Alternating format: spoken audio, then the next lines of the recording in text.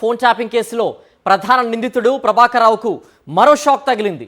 దర్యాప్తుకు సహకరించాల్సిందేనని మరోసారి స్పష్టం చేస్తూ ఆయన కస్టడీని వారం పొడిగిస్తూ సుప్రీంకోర్టు ఆదేశాలు జారీ చేసింది. ఫోన్ ట్యాపింగ్ కేసు ప్రధాన నిందితుడు ప్రభాకర్ రావుకు సంబంధించిన కస్టడీ ఇంటరాగేషన్ స్టేటస్ రిపోర్ట్ను ప్రత్యేక దర్యాప్తు బృందం శుక్రవారం నాడు సుప్రీంకోర్టుకు సమర్పించింది.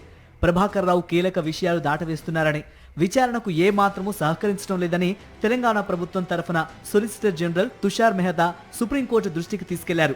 ఈ తరుణంలో ఆయన్ని మరికొన్ని రోజులు విచారణ జరపాల్సి ఉందని, కస్టడీ పొడిగించాలని మరో న్యాయవాది సిద్ధార్థ లూత్రా విజ్ఞప్తి చేశారు. పోలీసు కస్టడీలో విచారణకు ప్రభాకర్ రావు సహకరించడం లేదని, ఆయన ఇచ్చిన డివైజులలో ఎలాంటి సమాచారం లేదని, ఆ సమాచారాన్ని ముందుగానే ధ్వంసం చేశారని, మరో వారం రోజుల పోలీసు కస్టడీ అవసరమని తుషార్ మెహతా, సిద్ధార్థ్ లూత్రా వాదించారు.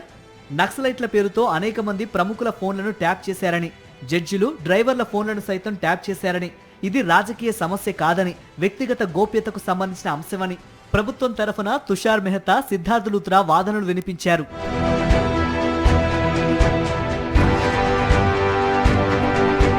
ప్రభాకర్ రావు తరఫున వాదనలు వినిపించిన న్యాయవాదులు విచారణ పేరుతో ప్రభాకర్ రావును వేధిస్తున్నారని, ప్రభాకర్ రావు 69 ఏళ్ల క్యాన్సర్ వ్యాధిగ్రస్తుడని, ఆయన పట్ల పోలీసులు కనీసం మానవత్వం చూపించడం లేదని కోర్టు దృష్టికి తీసుకెళ్లారు.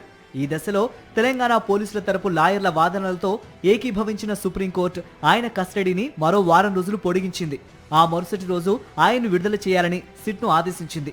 అదే సమయంలో తదుపరి విచారణ దాకా ప్రభాకర్ రావు విషయంలో ఎలాంటి తొందరపాటు చర్యలు తీసుకోవద్దని సిట్కు స్పష్టం చేసింది. ఫోన్ ట్యాపింగ్ కేసు తదుపరి విచారణ జనవరి 16కు వాయిదా వేసింది. తాను పూర్తిగా నిబంధనల ప్రకారమే పనిచేశానని, విచారణ సమయంలో ప్రభాకర్ రావు పదే పదే చెప్పినట్టు సమాచారం.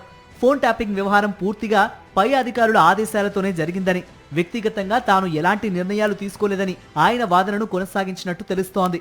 ట్యాపింగ్ కు సంబంధించి రివ్యూ కమిటీ అనుమతి తప్పనిసరిగా ఉంటుందని, ఆ అనుమతితోనే ఫోన్ ట్యాపింగ్ జరిగిందని ప్రభాకర్ రావు సమాధానమిచ్చినట్టు సమాచారం. తన డివైజ్ల నుంచి డిలీట్ అయిన సమాచారం వ్యక్తిగత సమాచారం మాత్రమేనని చెప్పినట్లు తెలుస్తోంది.